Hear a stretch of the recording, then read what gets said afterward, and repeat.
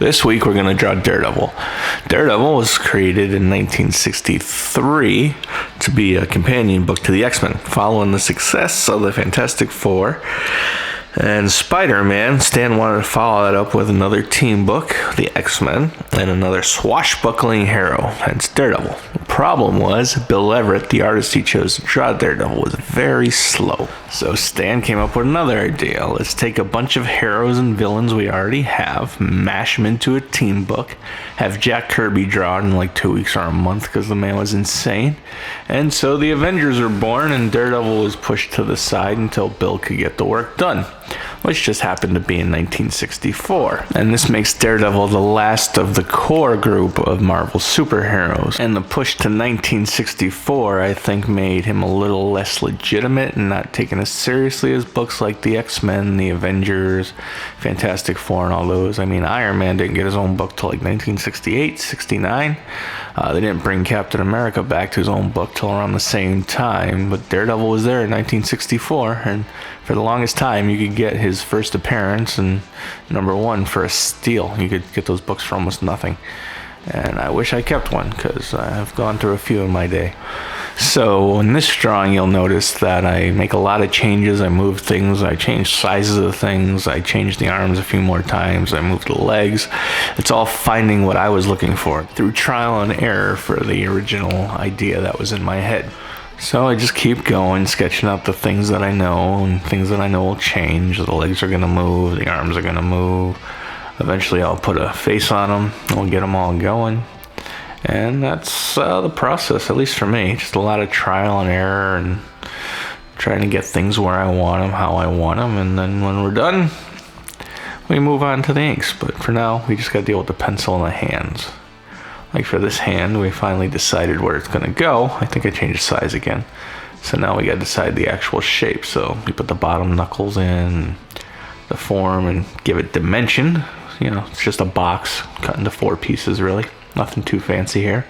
Fists are the easiest hands to draw, in my opinion, because they're just blocks, just different blocks and different shapes. And you know, you need to know a little bit about perspective. Well, you don't even really need to know about it. You just have to understand, you know, how things move in space, I guess, a little bit. So now we're on to the head. Give him a little angry scowl because nothing good ever happens for Daredevil. He's kind of like the Breaking Bad of comic characters. When things are going good, they crash right down on top of him. You'll also find I know a lot more useless information about Daredevil than I do about Spider-Man, because Daredevil is my favorite character growing up, and the Frank Miller runs were great, and obviously they set the tone for pretty much comics forward on. The dark, gritty superhero, the undertones, just everything. The artwork, the style.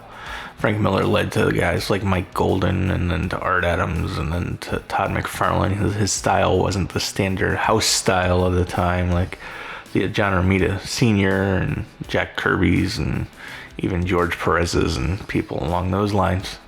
So my favorite run on Daredevil was the John Romita Jr. and Niacent, I always said Niacent, but I know that's wrong run, where just weird things happen. Daredevil goes on a pilgrimage. He ends up in the woods with one of the Inhumans. I think it was Gorgon, the guy with the hooves, and his superpower is to like see weaknesses. And they run into Ultron in the middle of a forest, and Daredevil literally beats Ultron with a stick. Gorgon's telling him where to hit him, and he's just beating on Ultron with a stick until he's in pieces. They made a whole movie where the Avengers could barely take him down, and Daredevil and an Inhuman beat him with a stick. You don't get things like that in modern comics, I don't think. And then you also have Silver Surfer shows up.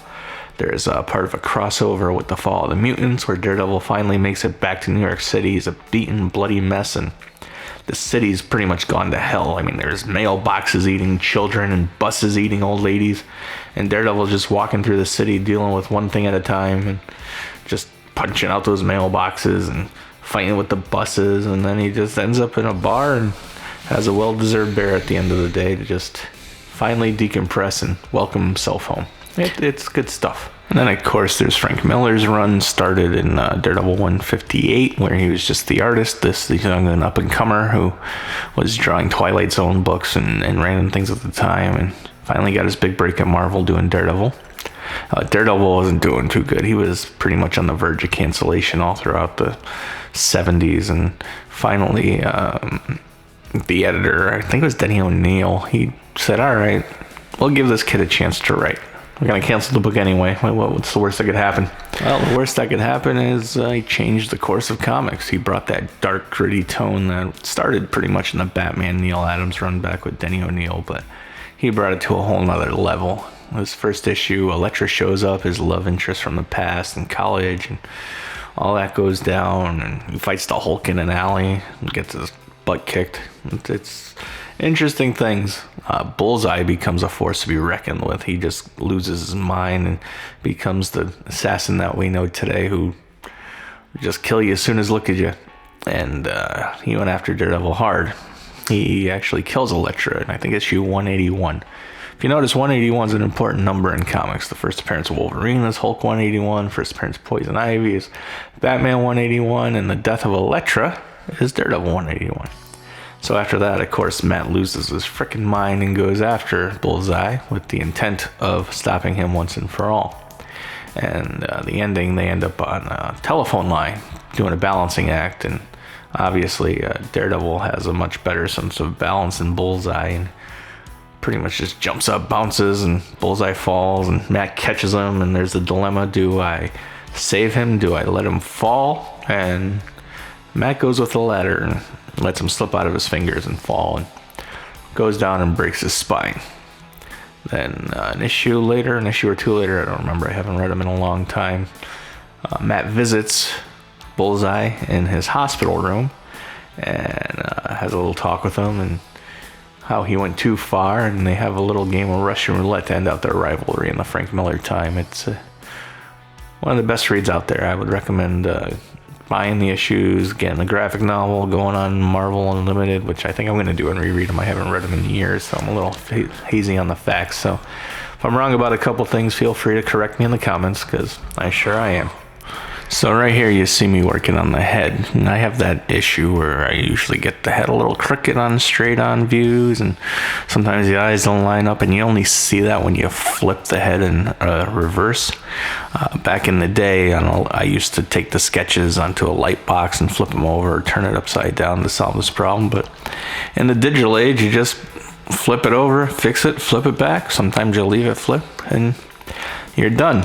It's very convenient. I had a teacher back in the day who said you should never have to flip your page. You should always have it flat and ink it straight. If you turn the page, you're wasting time, and time is money. I never got that lesson, so you'll see I flip the page a lot.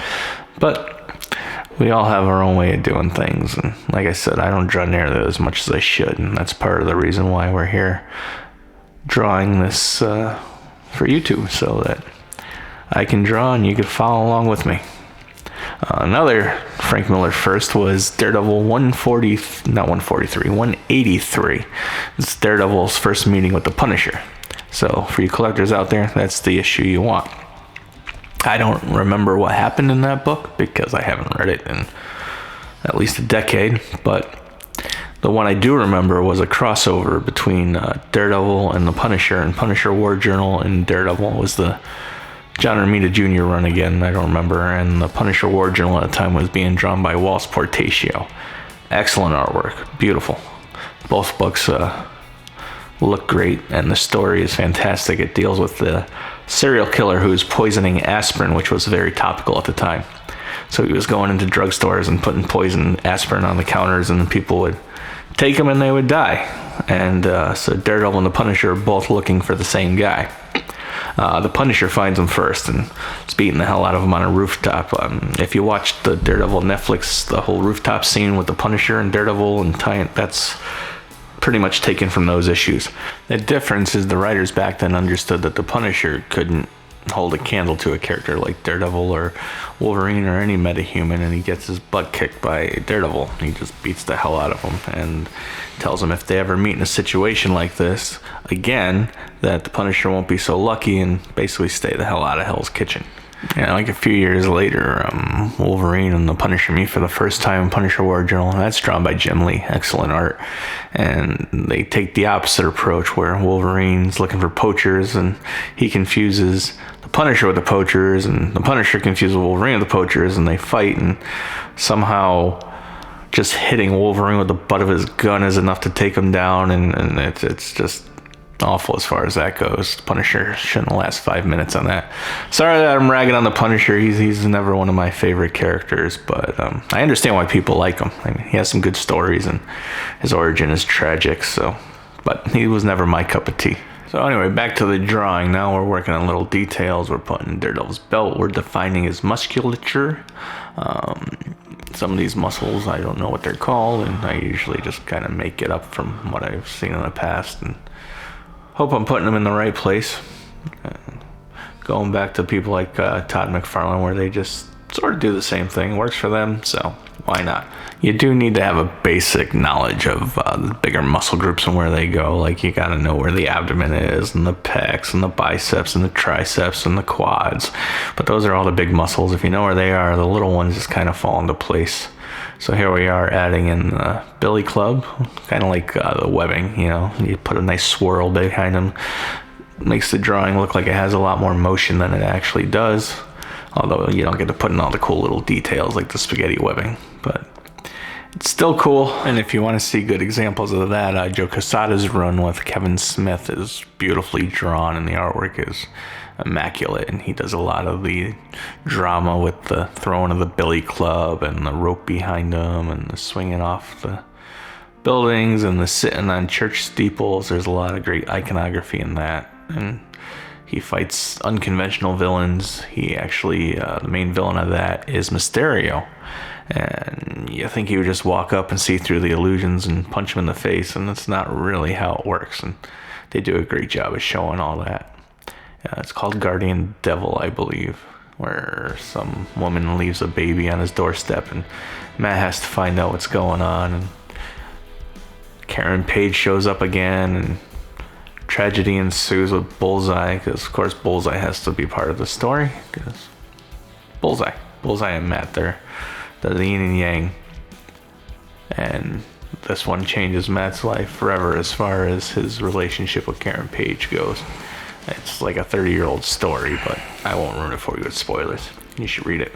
So the drawing, it's coming together. We got the definition in, we got the hands worked out, the sizes worked out. We're putting in the costume now and figuring out where everything's going to go, getting ready for inks on this one. Unlike the Spider-Man, I do a bit more work in the pencils and definition in the pencils. I try a few different things with the shorts we don't like, and then we come back and we just go with the standard superhero tights like Superman, Batman wear. Daredevil, they don't look as silly because they're the same color. I'm also an advocate for the superheroes in tights because that's, again, what I grew up with, so it's what I'm used to. I don't think Batman looks right if he doesn't have his underoos on. I don't think Superman looks right without the underoos. It's too much blue. The red breaks up the blue. I like what they're doing with the James Gunn movie where they're a little longer and more like biking shorts. So that's my opinion on the whole thing. You don't have to agree with me. If you don't want to draw the shorts on them, you don't have to. I also like when they swap out Daredevil when parts of the costume are black, but I'm going with the standard red on this one. There's enough black in with the inking and the way I chose to do the lighting down the center of the body. I almost went with the original yellow and black and red costume, but I didn't think it would be as recognizable, and I want people to click on it through the thumbnail, and the last time I drew Daredevil, I did the red and the yellow, so today we're going traditional. Yeah, this is pretty much your standard superhero front-on poster pose. There's nothing too fancy about it. The motion comes from the environment, the rope on his billy club, the black, the expression on his face, the lighting. You'll see what I put in the background later. So we're finishing up the pencils now, which I'm putting a lot more work in than I normally would. I'm filling this in black, which normally I wouldn't do on a pencil. I would just throw a couple X's on it and hope I remember which part's the color. So this is mostly for the benefit of the viewing audience. So hopefully this helps you guys out. And if you're going to use an inker and not ink it yourself, you might want to take a little more time and make this a little neater so the inker has an easier time following your lines. Most inkers actually do just as much work as the pencilers as far as line weight and definition, bringing things to life. But you also want to make their job as easy as possible, because time is money in the business, unfortunately. And when you're making a living off drawing art, the more you get done, the more you get paid. Another fun Daredevil fact has to do with his origin. He's coming home from wherever he was. There's an old man crossing the street. There's a truck careening towards the old man. Matt jumps into action. He runs. He throws the old man out of the way. The truck swerves. A vat of chemicals fly off the back, hit Matt in the eye, blinding him, and the chemicals fall into the local sewer. Just so happens in the local sewer, there's 4 little turtles that somebody just happened to flush away, and those turtles are exposed to the ooze and are mutated into the Teenage Mutant Ninja Turtles. That's canon in the Turtles books. You can look it up. I'm not losing my mind. That's how it happened. So back to the drawing. Now we're putting in definition in the arms and the fingers and everything else to help us figure out what we're going to do when we ink it, so that we get a nice clean set of inks. You'll also notice when I ink this, I should probably wait till the inking section to tell you this, but I use more line work, not a lot, but more than I normally do and more than I use in the Spider-Man drawing, that's for sure. I use a lot of little dashes and check marks to define things and show curvatures and stuff like that. So that's another reason why I'm putting more energy into the pencils, so that I know where to put these things later on when we get to that part. And we're drawing to the end of the penciling part of this video. We're just going to fill in some more black on the legs and leaving a few white triangles to show where the muscle separation is. And then we just fill in a few more blacks and we give everything a once over, make sure everything's where we want it, to make sure we're ready for the inking stage, because this one has a little more to it than the other, and I think we're happy with what we got. So that ends the penciling part of this, and next we'll get on to the inks.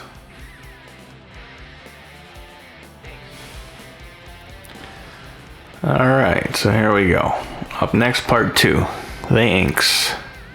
I always start with the head. You don't have to. You can start with whichever part you think is the most interesting, but I just like to get the head out of the way because it usually has the most detail, because you gotta worry about the nose, the eyes, the mouth, the teeth, sometimes the tongue, ears, eyes, eyebrows, devil horns, you know, the whole thing. So might as well just get that out of the way, because after that you're basically just drawing a bunch of shapes and blocking them in.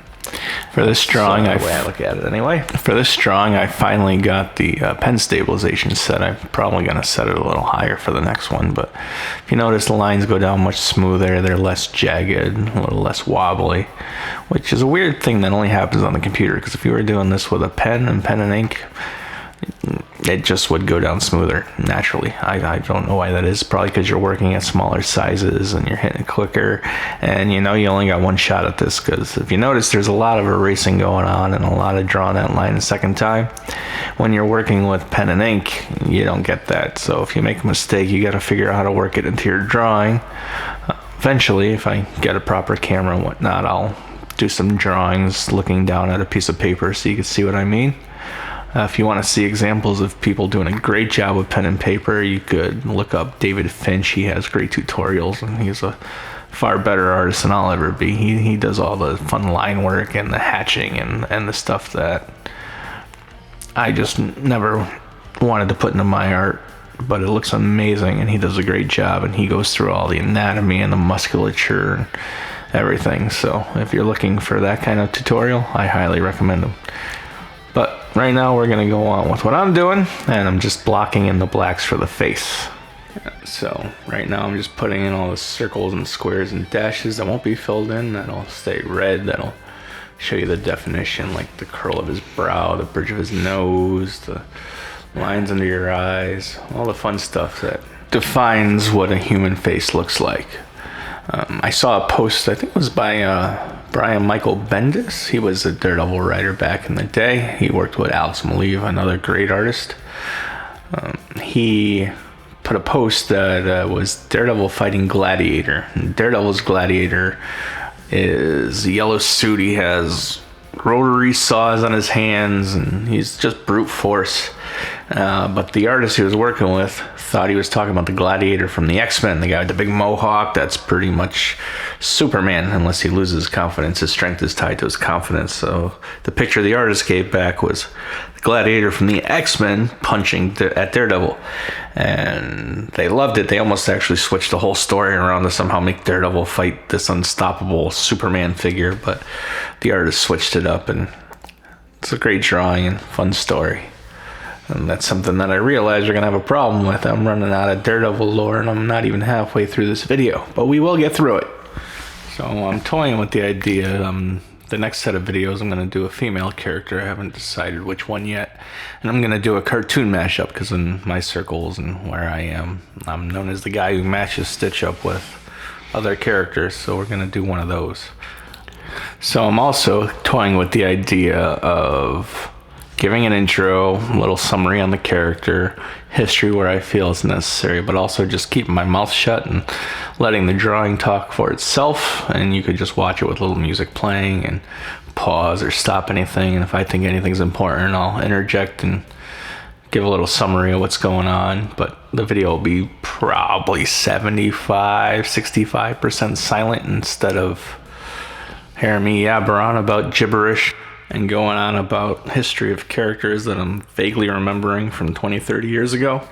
But I am going to start reading up on things again, because every once in a while I get my subscription to Marvel Unlimited or the DC Universe app, and I pick some stories and I read through them just to refresh myself on what's going on and catch up on stories and read about things that I remember from in the day or that I want to refresh my memory on. So we'll be doing that too, and I'll be doing a little more research into characters I know less about.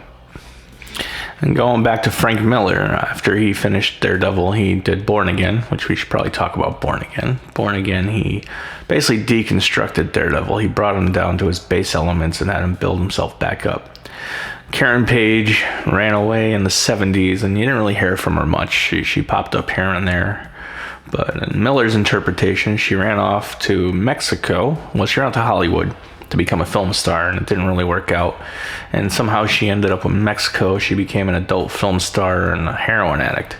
And she was on her rock bottom. And to get a last-minute fix, she sold the identity of Matt Murdock as Daredevil to just a random drug dealer who relayed that information back to the Kingpin, which is actually kind of funny because back in his original run, Bullseye figured out that Matt Murdock was Daredevil, or maybe it was some random thug, and they brought the information to the Kingpin, and the Kingpin laughed like, how could this blind lawyer possibly be Daredevil? He's such a thorn in my side. There's no way. Get out of my office. You're crazy. You're making things up.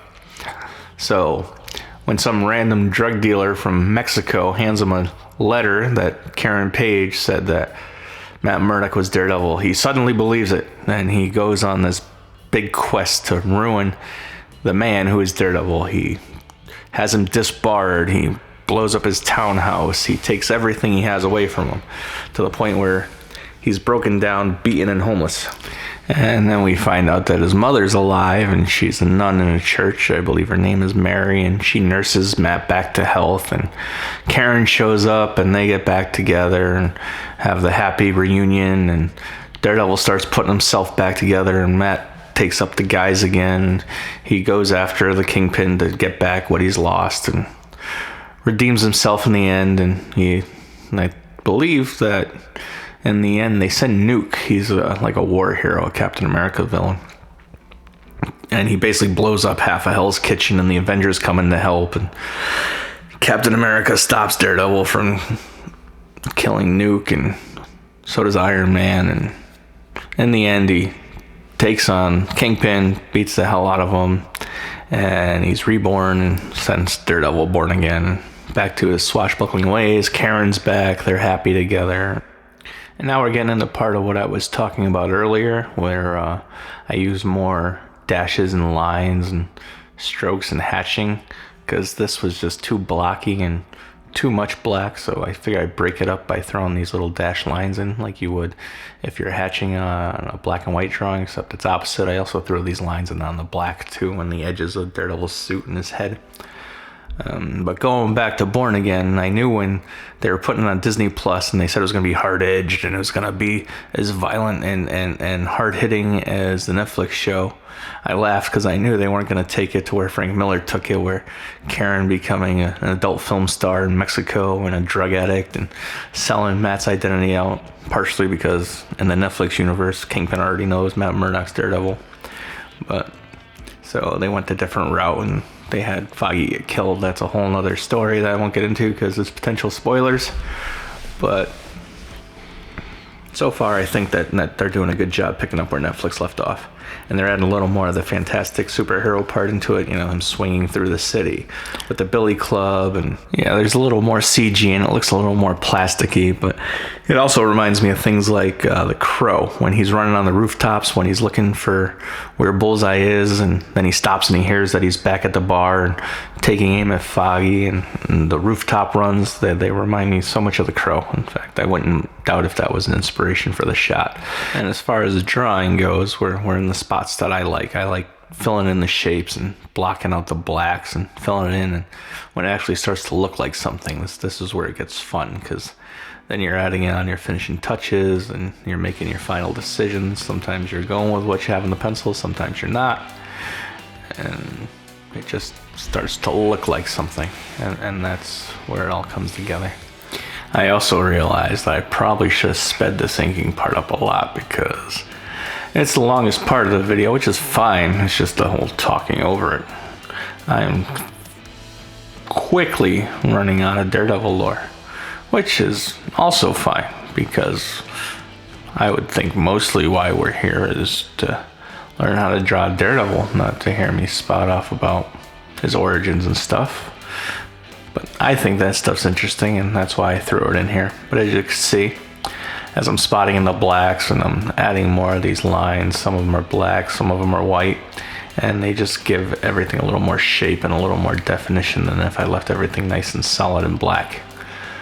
And so a few years ago, more than a few years ago, before the pandemic, I went to New York Comic Con, and one of the main reasons I went was because John Romita Jr. was doing a signing. And as I mentioned earlier, his Daredevil run is my favorite, and his art is another inspiration on me and how I draw things. He does things nice and simple and blocky too, and everything works off of big shapes. And so I go there, and I had a book from a friend, and I brought a Daredevil book to be signed.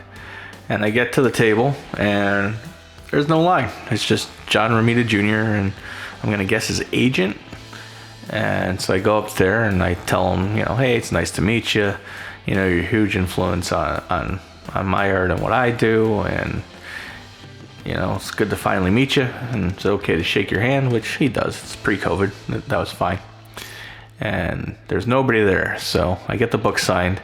And I say, is there any way I could get a sketch? And he looks at me and he's like, yeah, I don't see why not. And as soon as he goes to start, the lady who was with him, the agent, the handler, I don't know, was like, nope, we're not here for sketches. And he's like, are you sure? There's nobody here. I'm like, yeah, are you sure there's nobody here? He's like, nope, that's not what we're here for. So I'm like, all right, I'm not going to push the issue. He's being polite. So he tells me he's doing a signing at the Marvel booth later. And if I could get into the Marvel booth and I could get in line, he'll do a quick sketch for me on the cover. So as soon as I'm done with him, me and the friend I went with, we run over to the Marvel booth. I'm like, where's the John Romita signing and how do I get into this? And they was like, oh, there's no way, it's full, it's sold out, you can't get in. And so the sadness of this story is I never got my John Romita Jr. sketch. Maybe I'll see him at another con someday and I'll remind him of this story and he'll take pity on me and draw a little DD on the book with his signature or whatever. Make me happy anyway, but we'll see. But he's a very nice guy about it, and someday I will get my John Romita Jr. sketch. Another fun con story is they started doing New York Comic Con again back in the 2000s. I don't remember exactly what year, but a while ago. And where I worked at the time, me and another guy I work with, we would always take the whole weekend off to go to New York Comic Con.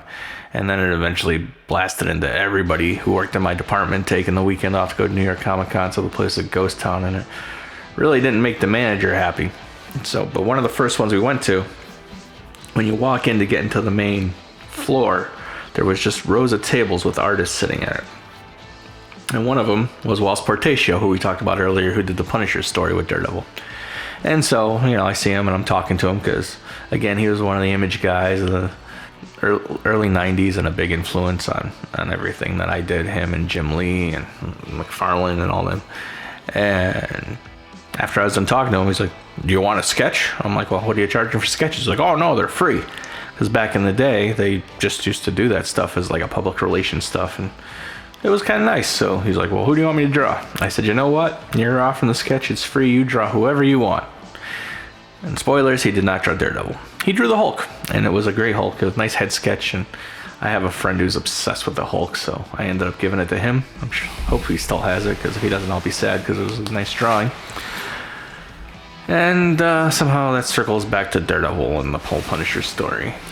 And back to the drawing, you just see we're adding in a little more details in the belts and more of those little dash lines to add texture and movement. And now we're going to get in the Billy Club. And while I should use a ruler for things like this, I never do. I just block them in and add a few details. And it always seems to work. And then we're going to fill in the fists and spot more blacks, add more dash lines. This is where the fact that I took more time on the pencils comes in handy, so I could see more where everything is and ink it faster. So I spent a little more time on the pencils and it saves you a lot more time on the inks. Although for this drawing I spent a lot more time on the inks than I do on Spider-Man, because there's just more to it overall. There's more shapes, there's more black. So, and you can't forget the under parts of the fingers, because you want it to look like it's bending over and folding, so it's more of a box than just flat, straightforward fingers. So it gives everything more dimension. And you got the palm behind the thumb, and we got to put a nice shadow underneath for the glove while we're building in the glove. And a little stitching for the glove, it's the little details that make things work. So you got the seam line, you got a little more black to fill in, you got a line for some musculature, and then we get a pop-up. Apparently Ali Lynn liked my photo, so for future videos I have to also remember to put the iPad into airplane mode so I don't get any pop-ups or warnings. I think I had one in the Spider-Man video too that I didn't delete when I was going through the process. But here we are, adding in some more of those little dash lines and cutting lines into the fingers so you can see the separation between the knuckles, and getting into the arms, musculature into the arms, the forearm muscles, the bicep, one of the muscles I actually do know the name of. And one of the things I like about Daredevil is just the simplicity of the character design. It's just red with a couple D's on his chest. You see that coming at you at night in the streets with the devil horns, you're gonna be scared, you're gonna run. That's like some Batman level stuff going on there. The origin of the red costume was after Bill Everett was just too slow getting the books out. Stan hired Wally Wood, one of the greatest comic illustrators and just basic illustrators of all time. I'd put him up there with people like Alex Tooth. I'm sure some people will give me a bunch of crap for just saying that out loud, but that's my opinion. So what he did was he took over the book, and they worked in the Marvel way where Stan would give a basic outline, and then the artist basically fills in all the spaces in the panels and draws the book, and then the book goes back to Stan, and Stan fills in all the words, balloons, and finishes off the stories, and the artists usually give recommendations. And part of the reason why Wally quit the book was because he didn't feel he was being properly compensated for the work he does or credited for the work he does, because back then the artist was as much a writer as the writer was. So he took over, I think, in issue 5, and the Matador was the villain, and he took it from the single D on the chest to 2, but it was still the yellow and black costume. And then issue 6 featured the owl, and then issue 7, they thought it would be a good idea to have Daredevil, a street level hero with no real superpowers, fight one of the strongest characters in the Marvel Universe at the time, the Submariner. He was just going around New York City causing havoc, and Daredevil was the guy who had to stop him. And here I am using the wrong pen again. I was on the pencil. But anyway, so Daredevil had to stop the Submariner. And in that issue, I don't think they really explain it. I'd have to reread it. It's been forever. He shows up in his all red costume, and that was designed by Wally Wood. He thought it was more appropriate than a man named Daredevil running around in yellow tights with black accents, and he changed it to red. And Wally Wood stuck around on the title for a while. I think I mentioned a few seconds ago that he left because he wasn't getting the proper credit, and he bounced around, did a bunch of work. I have a book he did of cartoons for the military, and it's all great stuff. And one of the things that he's kind of most famous for, if people know that he actually did it, was he was the inker on the Legion of Superheroes book in the late 70s. And the first issue was the day, well, it wasn't the first issue, I think it was issue 58, but it's technically the first issue. And that's the first appearance of Power Girl. And at the time, Wally Wood was the inker. And every issue, he would make Power Girl's chest a little bit bigger. And I think he added the boob window. And just kept making it bigger and bigger until somebody finally noticed it. Hey, what are you doing? Why is her chest keep getting bigger? And he's like, I just kind of want to see if anybody would notice. So that was Wally's contribution to Power Girl, and it stuck. And today it's what she's most known for.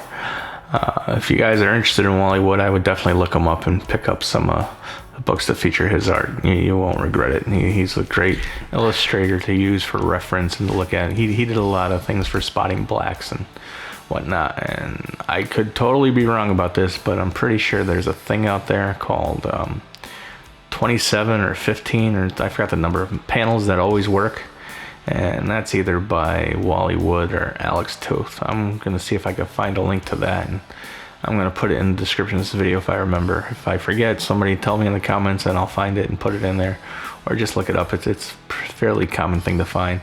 It's just a series of comic panels that always work. So if you're drawing a comic or you're working on a comic and you're stuck on a panel, like, oh, what can I put here? What shot should I use to keep this page interesting? It's just a bunch of shots that always work, and they never let you down. So yeah, I just stepped away and Googled it, and it is Wally Wood's 22 panels that always work. So I will put a link to it somewhere in the description. There's a few YouTube videos on it too that I saw in my quick search. So it's definitely something you should have in your arsenal if you want to draw comic books, or if you're thinking of drawing comic books. And maybe one day we'll do a video where I go through all those panels and do my versions of them, because I'd love to have a chance to do something Wally Wood related other than drawing Daredevil. So yeah, this is coming along nicely as far as the inks go. As you can see, I'm adding lines, I'm taking lines out if I don't like them. And we're just adding in the definition now. So we're getting to the end of the inks. We have a few more to go because, you know, there's a lot of little white lines to draw in here. So I got to get them all in, and I still got to do the ropes behind them and whatnot and thicken up some lines. So yeah, just when you think you're done, you're not done. There's always something else to do. Like right here, I'm just thickening up random lines to give definition, to make them pop and bring them to the front, because they were just too thin. He had these little scrawny thin legs, and we got to make sure that, you know, the definition's there and you can see what's going on. So more little dash lines, and we're just coming along. We got to spot more blacks, because I don't know if you noticed, but there's a lot of black in this drawing. For a character who's wearing a mostly red costume, there's a whole lot of black, because that adds for the mood and the atmosphere. That's just as important as the quality of your drawing, is adding a mood and an atmosphere. So we're still going around, more dashes, more dots, more lines, and we're pretty much at the point where we're done with all that stuff. You know, we could always find a place to add more. I'm sure there's places where I forgot to add them, because, you know, the drawing is never really finished, but you just, at some point, you gotta say enough's enough and move on to the next part. And we're almost there with this one. Right now we just gotta finish up, I believe, the ropes. Yeah, we gotta finish up the ropes behind them. Thankfully, we're not doing Spider-Man on the spaghetti webbing, so this is a lot quicker. In hindsight, I probably should have used one of those marquee tools where you draw the line and you stretch it, and kind of like an Illustrator. I believe they have those in Clip Studio, but I never use them, because why do it the easy way when you could do it the hard way and hope you get your line straight? But like I said, the lines in the back, they add motion, and they focus you in on Daredevil's head by surrounding it and bring it into a point, because the whole point of most of this stuff is framing, and you want people to look where you want them to look. And we're finishing up the inks now, and we're almost ready to move on to the colors. And here we go. Inks are finished. Okay, so now we're gonna move on to the colors. The good part about coloring Daredevil is, aside from his face and his billy club, everything's red. So you basically just gotta trace around every piece of them, get out your bucket tool, and fill them in red. And then when you're done with the red, you go back and you throw in some darker shading. I believe I use on this one. I don't think I add in any real highlights to this. Just leave it 2 shades of red. And of course there's his face. You got to fill in the fleshy colors and the teeth, because teeth aren't white. And another good thing about Daredevil, his eyes are red too. Everything just red, red, red, red, red. But if you have a good drawing and you have a good base, that doesn't matter, because it just comes together and everything red pops. And as you can tell, I'm struggling to talk about how cool it is to fill in Daredevil red. So why don't we go on another tangent and talk about the 90s when Scott McDaniel took over the Daredevil run. And they went all 90s and they gave Daredevil an armored black and red suit with all these fins on it and shoulder pads and all the good 90s stuff. I honestly don't remember much of the story. I remember one of the covers was really iconic. It was just a white picture of the Empire State Building, I believe, or the Chrysler Building, with a tiny, tiny little Daredevil falling off of it. This is another one of those fall from grace kind of things, where he just realizes that his current suit can't handle the job and he needs something a little tougher to stick up to the criminals he's fighting, because he's just getting his butt kicked all the time. As you can see, all the red is filling in nicely, nice and simply. Now we're going to do the head, and then we'll go back to Scott McDaniel. Even though it's not completely Daredevil related, back in the 90s he had an excellent run on Batman, and then he later moved on to the Nightwing ongoing series, where they added in Bloodhaven and all the lore for Nightwing and his rogue galleries, and helped grow Nightwing into his own man and out of Batman's shadow. And it's another great one if you want to read it. Nightwing kind of parallels Daredevil a lot. Obviously Robin came first, but you know, street level, he's got the batons and the billy clubs. Of course, Nightwing also has Batman's money and resources to go with it. Actually, I think Dick has his own money. His family left him some, and Alfred left him a lot of money when he was killed, and so Dick's doing okay on his own. But right now we're also throwing in the deeper reds. We made a new layer, and that adds a roundness to the figure to add in the shadows. So it's not just all one solid red. We probably could have got away without doing this, because once you throw a texture on it and it all blends in. But it helps, and it's always good to have a little more detail and definition, even if it's just a little more a darker red to balance out the brightness of the other red. Another book I should have reread before getting into this video was another Frank Miller, John Romita Jr., Daredevil, The Man Without Fear. After Miller did Batman Year One and he redefined Batman's origin, which is one of my favorite Batman stories of all time, a few years later, in the 90s, he took on Daredevil. And in Daredevil, The Man Without Fear, it's basically Daredevil's origin, from getting blinded by the ooze.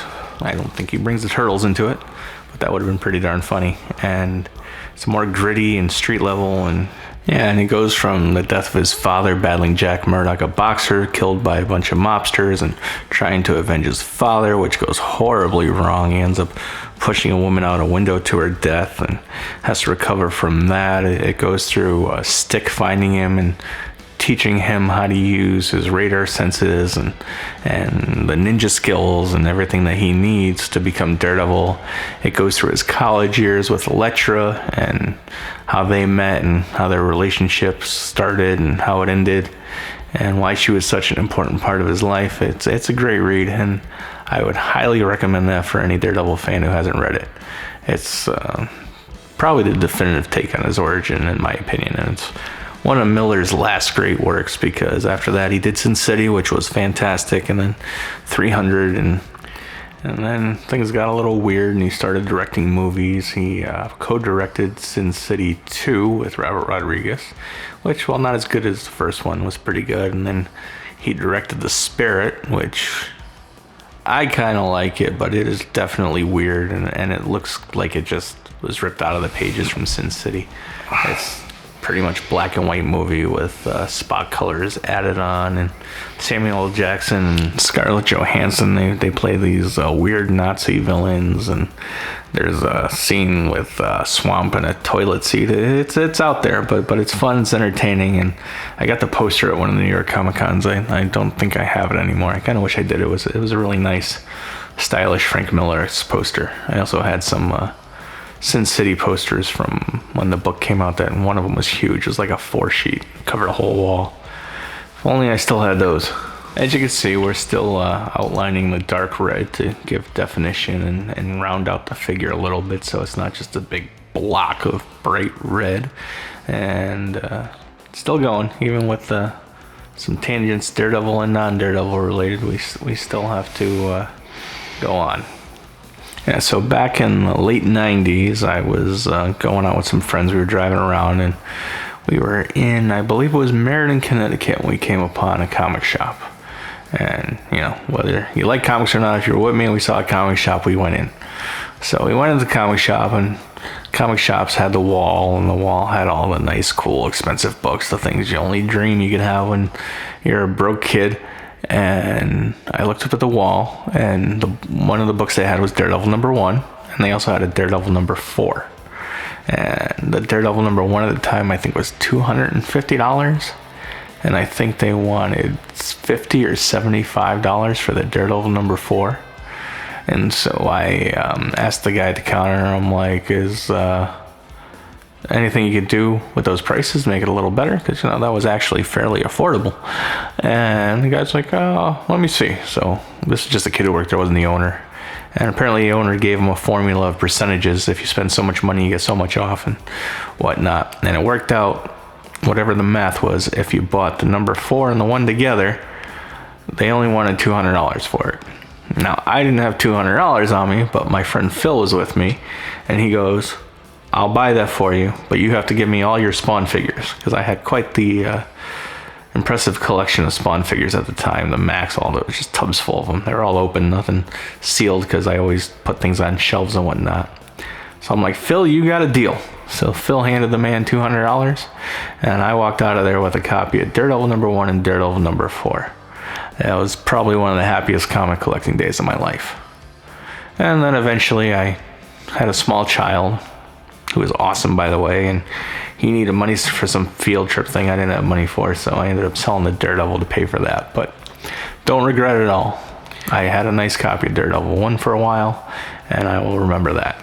And eventually I will have another one, because even though the prices have gone up a lot, and the copy that I paid $250 for 20-something years ago will probably cost me $3,000 or $4,000 now, maybe even more, because it was actually a really clean copy. So, but the good thing about Daredevil is he's kind of like the stepchild of Marvel, so while things are more expensive than they were, it's still affordable in comparison, because you try to buy a Spider-Man #1, even a bad one that barely has a cover, and it's going to cost you $6,000, $7,000, $8,000, $10,000. So Daredevil's a bargain in comparison. So now we're pretty much blocking in the red for his head, leaving the eyes a nice bright red so they pop, and then we're gonna have to add in a little bit more and trim it down, because I kind of overdid it a little bit, but that's part of it. And the good thing about digital is you have more control over things, so you could go back and erase something 10 times, you're not ripping a hole in your paper. And like before, we're going back and we're adding all the fun little dashed lines and definition to round out the figure, because another good thing about digital, it's really easy to do this stuff in color too. Make the horns pop. And yeah, we're just going to keep going in and cutting in the lines and cutting out and adding in highlights by bringing back the original red underneath the dark red. That's why we made this a new layer, just to make our lives a little easier, so we don't have to keep switching colors all the time. We could just go in with the eraser tool and add in the same lines. And somewhere along the line, I adjusted the stabilization on my pen, thing that I Seems to be the bane of my existence in these first few drawings since resetting my tablet. And I brought it up to a 9 from a 6, and it seems like it's helping a lot. The lines are a lot cleaner, they're a lot smoother. It's covering up a bunch of my jitter. Well, it's more of a digital jitter, it's not me, because if you notice when you're using an actual pen, whether it be a brush or a dip pen or a rapidograph or some kind of marker, your lines are fairly steady unless your hands are extremely shaky. But when you move on to a digital tablet, you notice that it exaggerates every movement of your hand. And that's where the stabilization comes in, because it takes away some of the jitterness, kind of like movies when you're filming and the camera's shaking, and then you got the software to stabilize the video. That's what the stabilization does for your pen. So, also, I guess once you hit 50 subscribers, I think I mentioned this in the Spider-Man video, I'll be able to do live streaming. So if any of you are watching this and you would like to see a live stream and chat about the drawings and ask questions while we're doing it, I'd be more than happy to set that up and figure out how to do it all and answer any questions live while we're doing these drawings. Because, it's one thing to work in a vacuum and sitting on a chair watching some TV while drawing Daredevil. It's another thing to be interacting with people and talking about what you're doing and answering questions that I might not think about while I'm doing the narration for these videos. So I think that would be quite helpful if anybody would be interested in hearing something like that. So now we're adding the shading to the face. We're basically just a darker flesh color to pop it in and give definition to the facial structure, the nose, the mouth, the little wrinkles under the eyes, things like that. Just helps to make everything pop. And I can't believe we got this far into the video without mentioning the Daredevil movie from, I believe it was 2003, starring Ben Affleck, who would later go on to be Batman. Probably was a better Batman than he was a Daredevil, but as a Daredevil fan, I liked the movie. I'm an apologist. The director's cut was much better.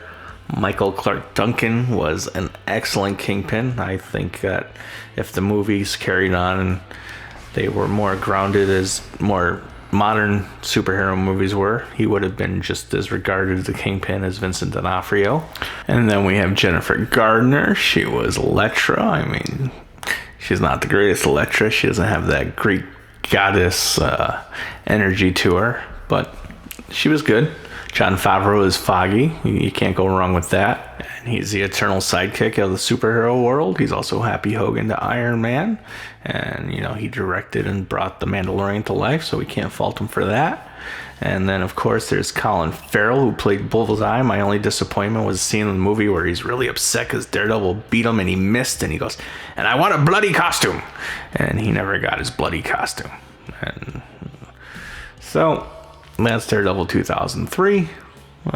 Could have been better, but it was the early days of superhero movies, and so I think they did pretty good with what they had. So now we're on to the final touches for the color. We're adding in the texture, and I added the swirl behind him to indicate his radar sense, and now we're adding in a blue background to help with the red pop. I think we end up with more of a teal as we adjust things and make it work, and we got to bring down some of the elements in the background so they don't fight with the elements in the foreground. So we go through a few different colors. My favorite way is, color theory is cool, but you can also just go on your hue and saturation slider till you find something that makes it pop. You can never go wrong with a teal and a red. It's kind of like Christmas. They're complementary colors. You got your reds and your greens, and they always work together. So now we just got to go through a few adjustments here to make everything pop and work with each other. Different saturations, different hues. And once you're happy with that, we move on to the top color because it's too grimy and too yellow and it's filling. We need to take up more space. This one I actually should have used a higher resolution background because it gets a little grainy when I'm done and I get it to a place where I like it. Yeah, and back to the Daredevil movie, the Elektra sequel, not so good. And I know that Ben Affleck played Daredevil and he has a thing for superheroes, but I always thought that Matt Damon had a better look for Daredevil. He had the blonde hair. He just has more of a Matt Damon. He has more of a Matt Murdock look to him. So I think that was a missed opportunity there. And back to Daredevil, we pretty much got the colors down. And we have to go in, add a signature, of course. Can't not have your signature. And I have a little fm3 logo that I usually use on things, and I gotta find it. I had a hard drive crash, so I lost a lot of art, but we'll start using that as a signature. I have it in the thumbnails for these. I just haven't pulled it out for the drawings yet. And here I decided we needed a little bit more texture, so I found this cool copyright-free, it's the Ben-Day dots, kind of like on the Spider-Man with the little dots, except it's a background texture. And so when you bring it over, you can see the dots as I enlarge it. And I thought that added just the right amount of grit that I was looking for the drawing. So you gotta resize it, get it where you want it to go. Gotta cut Daredevil off because we don't want the dots on him. We just want the dots in the background. So we have to select around and delete them from the foreground figure. Plus the dots help to push the background to the back, and that helps a lot. Just got to get in there and get every nook and cranny, because if you miss one, then the dots are missing in a spot and everything just kind of looks weird. So you got to make sure you hit all the right spots before you delete it. And then obviously I forgot to invert the pattern, so here we go, take two, delete, and there we go, Daredevil pops. The background's pushed to the back by the shading and the grayness of the dots. And I can't stress how cool the dots are. If you want to add texture to something, or you want to add a cool type of vintage shading, the Ben-Day dots are the way to go. I have a bunch of brushes from True Grit Texture Supply, I believe they're called, and they work great for these kind of things. Those are the ones I use in the Spider-Man drawing the last time. And they also have color ones, so you can mix your colors to get that vintage comic look with the colors. We'll probably use those in one of the upcoming drawings, because that's a really cool thing to do, and you get that really nice vintage look. So now we just got to finish going through whitening up the ropes, and I also got to delete the dots from the ropes, but we'll get to that in a minute. And everything here is coming to an end, because once we finish this up, we pretty much got to finish drawing. And I hope everybody stuck around to the end. And I'm gonna break these videos into pieces, so we're gonna have a pencil section, an ink section, and a color section. So if you don't want to stick around for the whole thing, or you're just interested in the inks, or you're just interested in the color, we're gonna set it up so you could just watch those sections without going through the whole video. And I'll probably also mark these videos up with timestamps so that you could just go to the section you want. And here we go, there's the finished Daredevil drawing. I thank you for sticking around, and we'll see you on the next one. Have a great week.